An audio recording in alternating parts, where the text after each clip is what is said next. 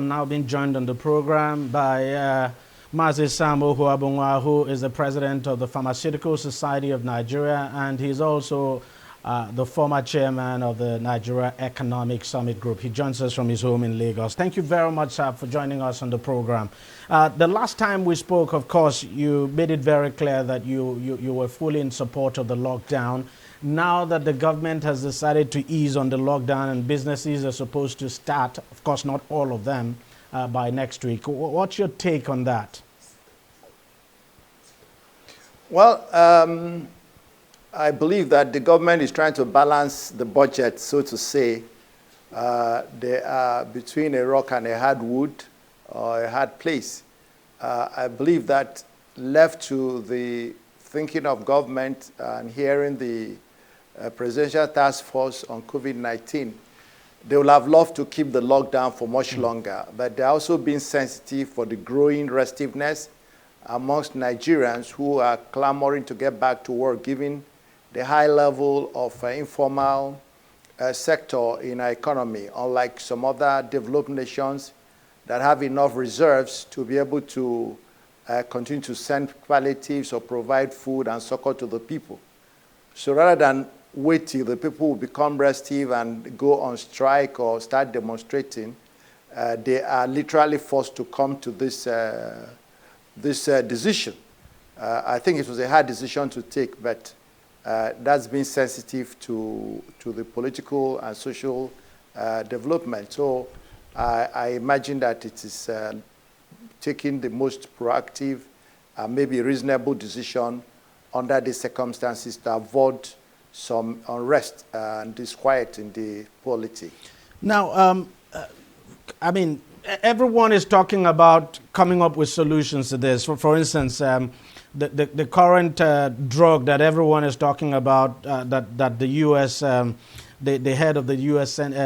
Center for Infectious Diseases now talked about, remdesivir, but we've also been talking about coming up with a homegrown solution, an African solution to this.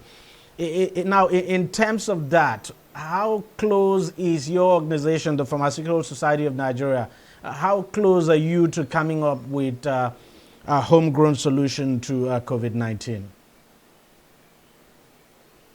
Well, I believe that we are being as proactive and as other nations can be. So the Pharmaceutical Society of Nigeria right now is working on two clinical trials, on two protocols. One is essentially from a local material, a local substance from a natural environment, which is we are supporting some work that is going to be done in that area to at least show its efficacy in the management of COVID-19. There are quite a number of antiviral agents occurring from natural sources which have been identified by researchers, pharmacognosy, and other pharmaceutical scientists that are currently being used by people without proper scientific proof. But the Pharmaceutical Society of Nigeria, being a science-based professional group, is bent on working with NAFDAC and our medical doctor colleagues to put some of these items to test at this time, because we believe that that will be the best benefit that we will get from this if we can prove that some of these locally occurring substances or extracts or formulations can be effective in management of COVID-19. And we believe we'll be able to make that point. Efforts are on, to get clinical trials started. Is a tedious and cost-effective thing, but we're grateful that God has brought to our purview some people. Some of them live abroad in the diaspora, and they're trying to cooperate with us to see that these trials take place, because that's the only way we can convince everybody that actually these things don't work, that actually these things work.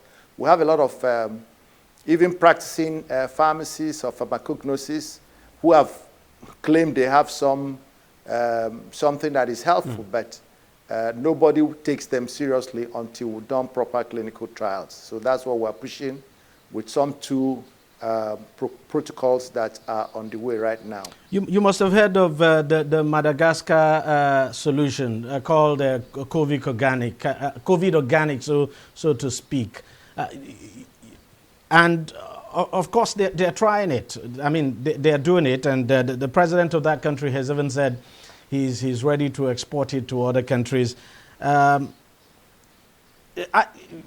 What's your take on that? And don't you think, I don't know how to put it now, but do you think our own local, those who are dealing in local herbs now, do you think they're getting the kind of support they should be getting from the government, especially when you consider the kind of support, for instance, that the Malagasy government gave to to that effort to come up with their own local solution now? That's the COVID organic. Absolutely not. The philosophical orientation of our own leaders and healthcare managers are foreign WHO dependent. They're waiting for WHO to tell them what to do, who to test, and how to test, what equipment to use. They are completely not creative. They are not willing to be innovative or flexible. And that's why it's taking so much time even to ramp up testing. A lot of fast testing kits are in the market right now.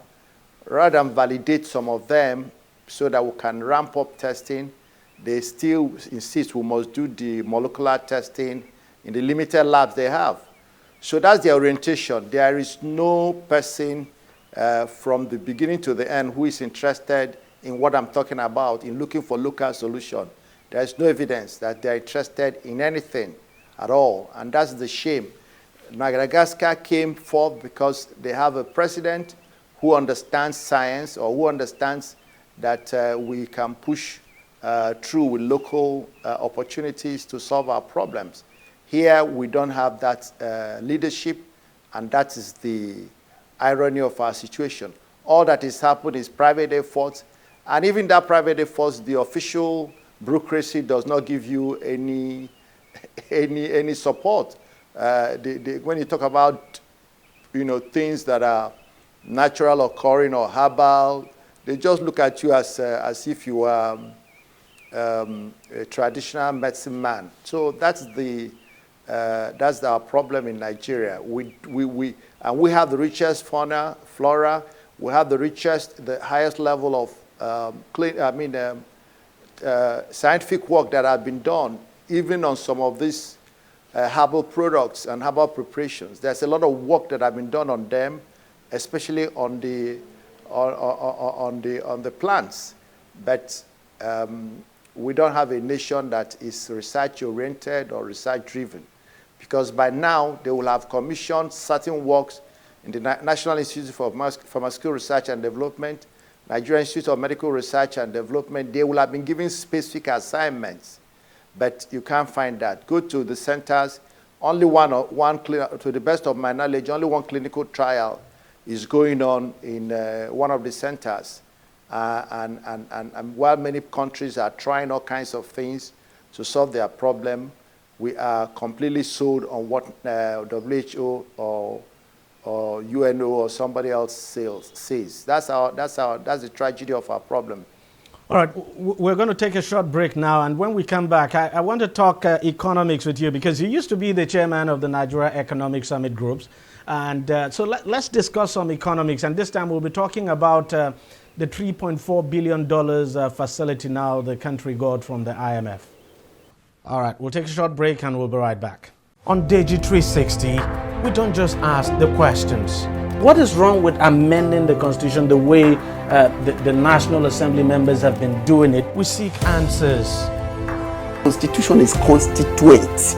Our problem is not lack of laws. Our problem is lack of the willpower to implement our laws. Answers that provide clarity. While we negotiate, we should try to make it a point that the girls must be complete. the clarity you need to make informed judgment so that you can make the right decision and take action. People are saying it is you politicians that are responsible for this, that you are the reason why this is happening. All these dollars that call themselves governors in this country. I wish we had people like Tony at the National Assembly. God forbid that I go to join that panel. DEJI 360, providing clarity to issues. All right, welcome back. I still have the president of the Pharmaceutical Society of Nigeria, Mazio Habunga, with us. He's also a former chairman of the Nigeria Economic Summit Group. So, $3.4 billion, that's how much facility we got from the IMF. And of course, the government made it clear that it would be used for budget support to shore up the foreign reserve and of course the fight against COVID-19. Can you just give me your take on that huge facility? How important is it for us? Well, I think the facilities are important because countries that have a lot of reserves and national wealth are deploying them as stimulus to support the industry, to support the private sector, to ensure that we do not decline in productivity during or immediately after COVID-19, and to ensure that people remain in employment. But not much of that is happening, just some little effort by CBN. So this is critical, and in the three areas they are critical. We did something to really support the COVID-19 pandemic and the shock. We need to support our budget, and we need to support foreign reserves. And I know the government is looking for more money than $3.4 billion. Actually, I think they are looking for something like $7 billion. I hear that IMF, they are working on the IMF to give them $3.5 billion. And probably I hear ADB also is trying to give them $1 billion. But I think that if they can get that, they can then deal with all the issues. But if you ask me right now, the threat actually is in our foreign reserves. That's where there is immediate danger, because Nigeria is an import-dependent country, and with a very drastic decline in the price of oil and subsequent decline and fall in the income accruing from oil sales, if we're able to sell them, sooner or later we might not be able to defend our imports. There will be balance of payment challenges. So I think that it is important that we shore up our reserves so that we can be sure that we're getting in our imports. I say so advisedly because I'm also aware, like I said, some more money is coming, hopefully from the World Bank. From World Bank and ADB, which are more concessional. This 3.4 I hear is not concessional since it's coming from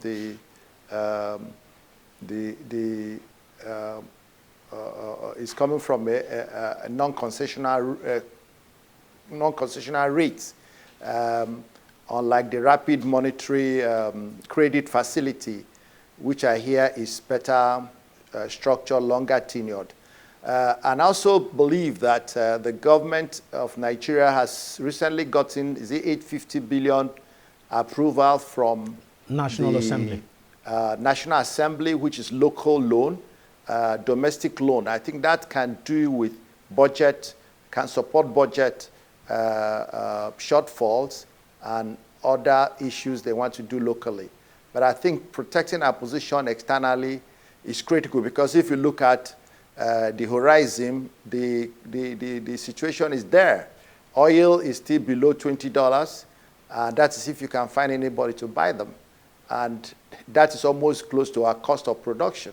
So actually there's no accretion of foreign exchange. So that's where the trouble really lies. And I think if I was asked, that's where I think we need the biggest help right now. Nigerians may not see it immediately, but it is where there is a strategic challenge. And you think, how bad do you think this can get for Nigeria before things get better? Because as you've painted clearly there, the price of oil is still very low.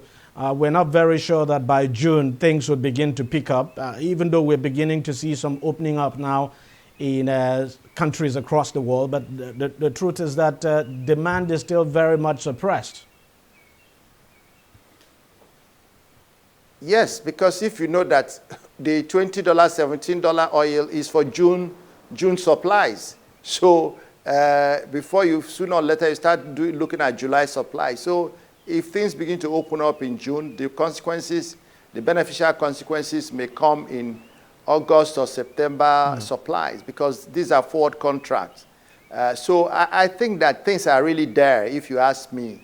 And unfortunately, we've been going through this cycle for many generations, and it hurts me that we haven't been able to sufficiently hedge this kind of cyclical boom and bust that Nigeria has found itself in depending on one major source for its foreign exchange supply, and for a nation that is also heavily dependent on importation. The situation is there. We are locked down, so we are eating up all that we have produced. We are consuming all the money that we have saved. We'll soon come to the open, and then we shall see product scarcity because we are eating up and not producing, from food to manufactured goods. And even those products that are imported, the supply chain is still fragile. And before we have a proper return in normal supply from India and China and even Europe, we will face some patch of tough weather. I think the tough weather in Nigeria is going to be quite a tough patch for us. And then maybe we shall see some recovery in the fourth quarter. So looking for external funding, looking for internal funding, they are important. My worry is their deployment. They must be deployed to ensure that there is the ability to generate the cash flow to pay when these debts are due. That's the major challenge for the economic managers, the finance managers in Nigeria, to ensure that these facilities we are taking are thoroughly and truly invested in things that will return on investment. Just before I let you go, sir, how tough do you think it will be for businesses as you know, the return to business from next week? How tough do you think it will be for them to get back on their feet now, especially for small businesses that have been badly hit? Well, it's going to be a very gradual thing. There is going to be gradual. Nothing is going to happen in a jiffy because people are coming out from lockdown completely emaciated, if you know what I mean, financially emaciation or emasculation. So purchasing power will be low, and so the customer offtake will be slow for every segment of society. But what will be worse is that there's going to be gap in supply, even to replenish stock. The stock we've all been running to the, which we packed, we bought and filled our homes, and we have consumed in 6 or 7 weeks or 4 weeks. There's no commensurate production going on. And when we resume getting the supplies, raw materials, if they're imported ones, there is problem with getting things out of the global supply network. And if they are local things, many of the plants have been idle and they need to rev up. But there's going to be supply shock. That's what I perceive. And then when you see the anticipated devaluation of the Naira that is happening with a fall in oil price and decline in foreign exchange earning, then you will see that there's going to be some runaway, some level of inflation. Let me not use the word runaway. Inflation will spike, and we're going to face a lot of headwinds.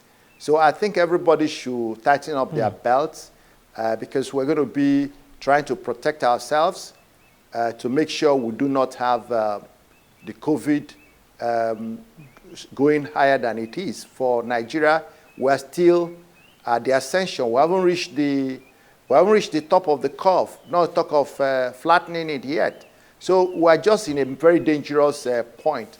It will require a personal responsibility of all persons, businesses, people of the country, to make sure that while we're reopening the economy, so as to get our people go to work and earn income, since predominant people in the economy earn daily income. It is important that everybody takes responsibility to ensure that we protect ourselves, making sure we wear all the protective gears from face masks to other things, and maintaining physical distance. It's going to be tough in our kind of economy, but it's just what we have to do, balance safety against economy. I perceive that there's going to be some continuous increase in infection, worsened by this resumption, but I guess that given the low mortality rate of COVID, maybe God will help us to put through. All right. Thank you very much for your time and for talking to us. My pleasure always. We'll take a short break and we'll be right back. On DEJI 360, we don't just ask the questions. What is wrong with amending the Constitution the way the National Assembly members have been doing it? We seek answers. The Constitution is constituent. Our problem is not lack of laws. Our problem is lack of the willpower to implement our laws. Answers that provide clarity. While we negotiate, we should try to make it a point that the girls must be complete. The clarity you need to make informed judgment so that you can make the right decision and take action. People are saying it is you politicians that are responsible for this, that you are the reason why this is happening. All these dullards that call themselves governors in this country. I wish we had people like Tony at the National Assembly. God forbid that I go to join that panel. DEJI 360, providing clarity to issues.